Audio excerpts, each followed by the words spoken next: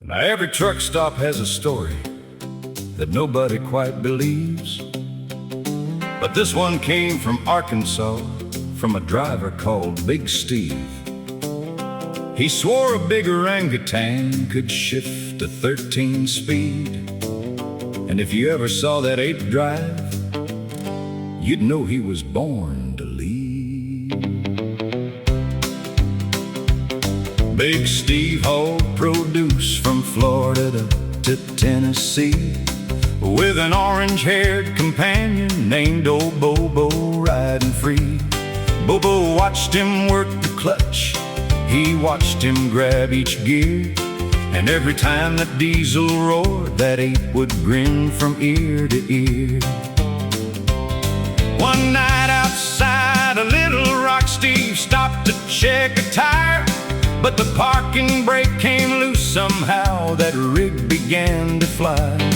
BOBO jumped behind the wheel and pulled it toward the road, then mashed that clutch and found a gear, and saved the whole darn load. He was a truck driving orangutan, the king of the interstate, with two big hands upon the wheel and bananas in his crate.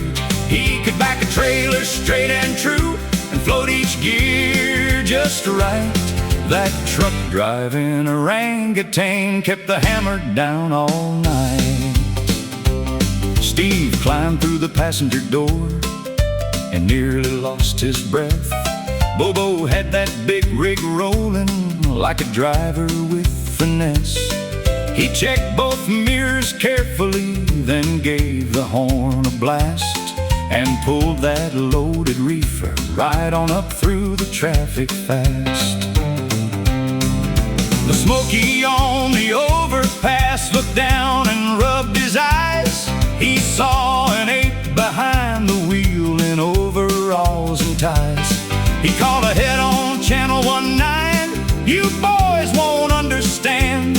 There's a Peterbilt approaching and it ain't being driven by a man."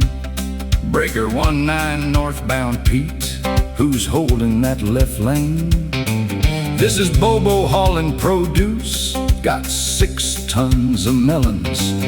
Well, mercy me, you hairy hand, you better ease her down. BOBO grabbed the microphone and said, "Ook, ook," then rolled out of town.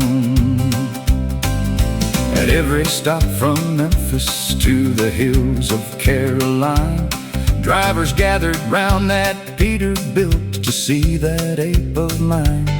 He signed their hats with fingerprints, drank coffee from a cup, and when somebody hollered BOBO, both his hairy thumbs went up. He never missed a way station, never been a single rule, and back between 2 trailers like he trained in trucking school.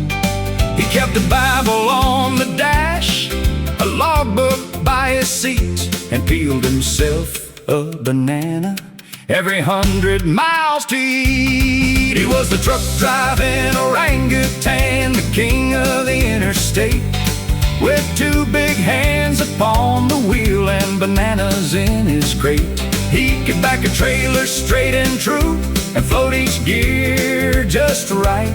That truck driving orangutan kept the hammer down all night. Then high atop Black Mountain, in a pounding winter storm, they heard a school bus calling, "My brakes won't hold much more." Steve was weak with fever, so BOBO took command, then guided that old Peterbilt with a steady, hairy hand. He pulled ahead and slowed her down, let the trailer block the gale, then led that bus to safety down a snowbound mountain trail. When 20 children climbed aboard to thank him for the ride, BOBO hugged them one by one, while old Steve stood there and cried. The governor gave BOBO a golden set of keys, and every trucking company begged him, "Come drive for me." But But Bobo stayed with Big Steve. No fortune could compare to rolling down the highway with his best friend riding there. He was a truck driving orangutan, a legend of the road, with courage in his mighty heart and produce in his load. He could climb the steepest mountain and drive through rain or snow. That truck driving orangutan was the finest hand to know. Yes, the truck driving orangutan made every diesel sing. Big Steve may have owned the Peterbilt, but Bobo was the king.